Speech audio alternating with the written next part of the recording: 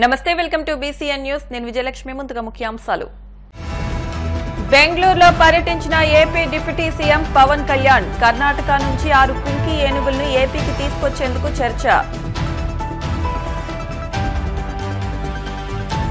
నూతన చట్టాల పట్ల విశాఖ న్యాయవాదులు నిరసన నూతన చట్టాల అమలును నిలిపివేయాలంటూ డిమాండ్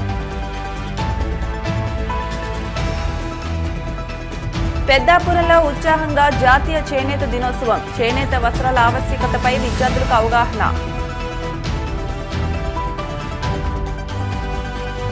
వరదల కారణంగా నష్టపోయిన రైతులను ఆదుకోండి ప్రభుత్వాన్ని కోరిన ఏపీ రైతు సంఘం జిల్లా ఉపాధ్యక్షులు Baburao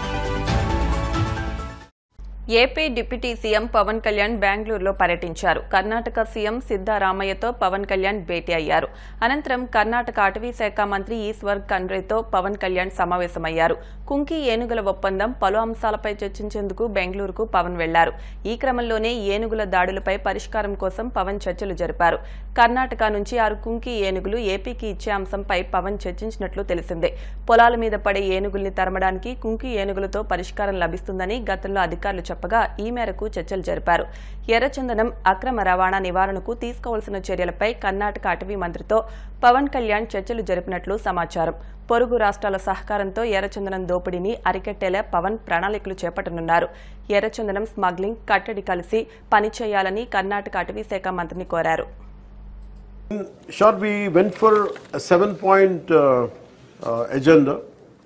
One is about red sanders smuggling. The second one is about IT initiatives, how IT initiatives are making wildlife management and forest management quite well through IT initiatives. And second is about ecotourism initiative, which Karnataka is at the forefront. And of course about wildlife poaching and how to contain it. That is one aspect. And the last one is elephant and human conflict and elephant movement tracking. And later, rest of the two was how to transfer of knowledge and constant interaction. So we, in broad, these are the 7 topics we discussed. And we're going to on 12th of this month. And also I would like to thank Honorable Khandreji for extending the invitation for International Conference on Human-Elephant Conflict Management on August 12th. Thank you, sir. I would like to thank you one more in front of the media. And I thank you for this. As I have a meeting on 12th, I have a review meeting with the Honorable CM, Sri Chandrababu Naidu Garu. And if he could, I'll seek his, to excuse me from that meeting. If that he could give me that extension, if he could relieve me from that meeting, definitely I'll be there on 12th, sir. I would like to bring it to your notice. I will be there. And I'll request Honorable CM to consider that part. Because last 2 meetings we had been cancelling it. That's why it has become that first meeting I would have easily, I could have conveyed it. Because third meetings I'll seek his permission. And one more time, I'm grateful to you for sharing the knowledge. And especially about red sanders, the way it is about Andhra red sanders, Rakta Chandanam. Almost around 140 crores worth of red sanders were seized in Karnataka. This was a news for me. And it was amazing. And they could have withheld it, but with such a great heart, Karnataka forest officials, they said it very openly, we seized your red sanders in Karnataka, which is worth of 140 crores and 100 crores in 2017 and in 24 it is 40 crores. And we are short of funds there in AP. We lacking funds. And it is not about what they seized, and he said it on, I think, who said this? Dikshit ji, I think. He said it in a very beautiful way. And already we have taken money from AP.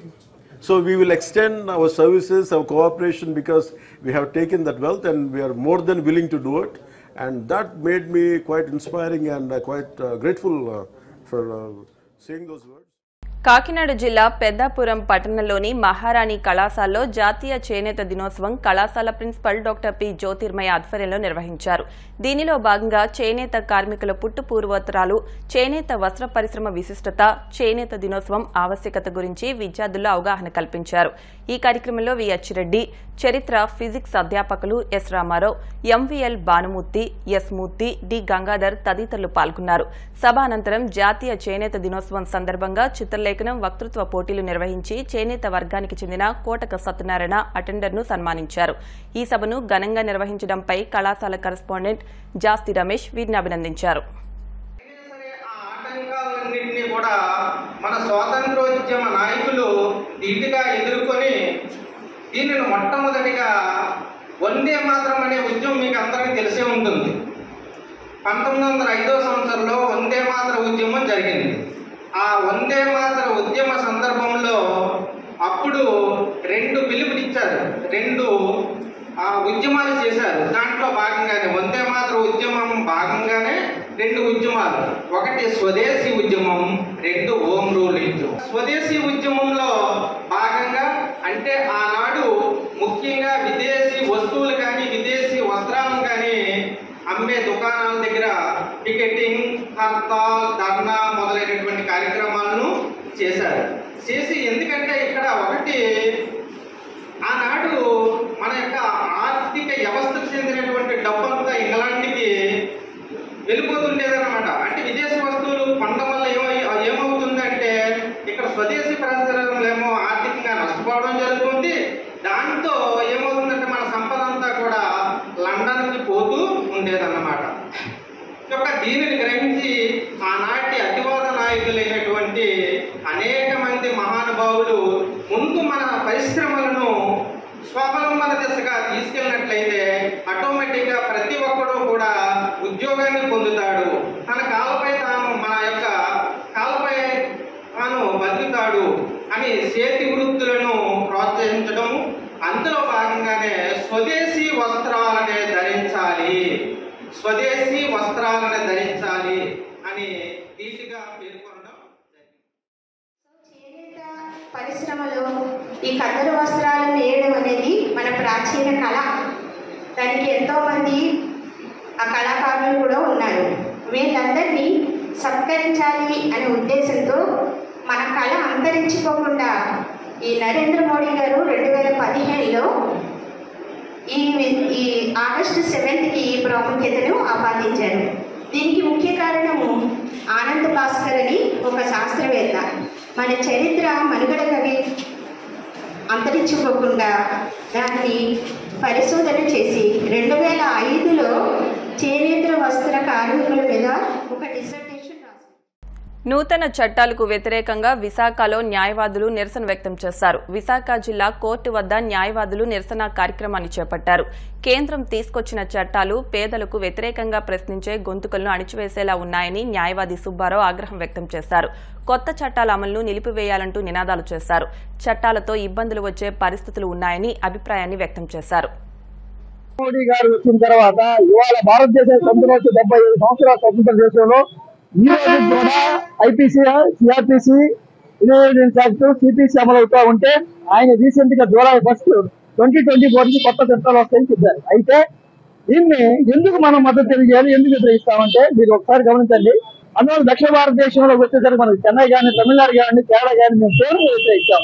మీరు ఒకసారి గమనించండి. భారత న్యాయ సంహిత, భారత సురక్ష సంహిత, ఈ పదాలన్నీ కూడా north Indians, ఉత్తర భారతీయులు చాలా స్పష్టంగా ఉంటాయి. కానీ మనకు అన్యాయం చేయడానికి చట్టం పోనీ మీరు అనుకున్న చట్టం ఈ దేశంలో ఈ రోజు lawyers forum for social justice ఐదుతరం అడుగుతా ఉన్నాను. ఈ దేశంలో దిశ చట్టం వచ్చిన దగ్గర నుంచి కానివ్వండి, లేకపోతే ఆడపిల్లలు జరుగుతున్న అత్యాచారాలు కానివ్వండి, మరణలు కానీ ఏమన్నా ఆగినాయా కంపేర్ దాన్ గల్ఫ్ కంట్రీస్, కంపేర్ దాన్ యూరోపియన్ కంట్రీస్? ఎందుకు ఈ దేశంలో ఇంకా ఇవాళ చట్టాల్లో ఏ విధమైన మార్పులు అవుతాయి, ఏ విధంగా మార్పులు తీసుకురావాలంటే వీటిని మార్చడం కాదు. ఇవాళ ఎందుకు మార్చారు తెలుసా? నరేంద్ర మోడీ గారు ఈడీ కానివ్వండి, సిబిఐ కానివ్వండి, 70 సంవత్సరాల స్వతంత్ర భారతదేశంలో కాంగ్రెస్ పార్టీ ఎప్పుడు కూడా ఈడీని ఉపయోగించి ప్రతిపక్ష పార్టీ ఇంత దారుణం అరెస్ట్ చేయడం.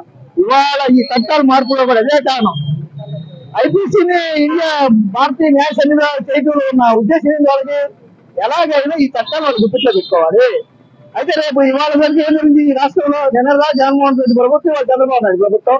జగన్ ఉన్నప్పుడేమో టీడీపీ వాళ్ళు అంటేనేవాడు, టీడీపీ వాళ్ళు వచ్చినప్పుడు జగన్ అంటారు.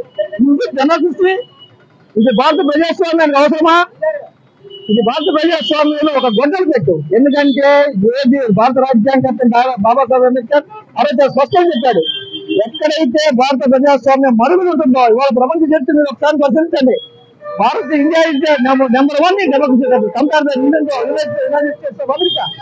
కానీ వాళ్ళ రాష్ట్రంలో వాళ్ళ దేశంలో ఏం జరుగుతుంది? కొత్త చట్టాలు ఎందుకండి అంటే ఈడీని సిబిఐని వీళ్ళు ఎందుకు పరిశీలిస్తున్నారంటే, ఈ విధంగా ఎందుకు ఈ చట్టాలు మారుస్తున్నారంటే ఉన్న పార్టీకి అనుకూలంగా మారుతున్నారు.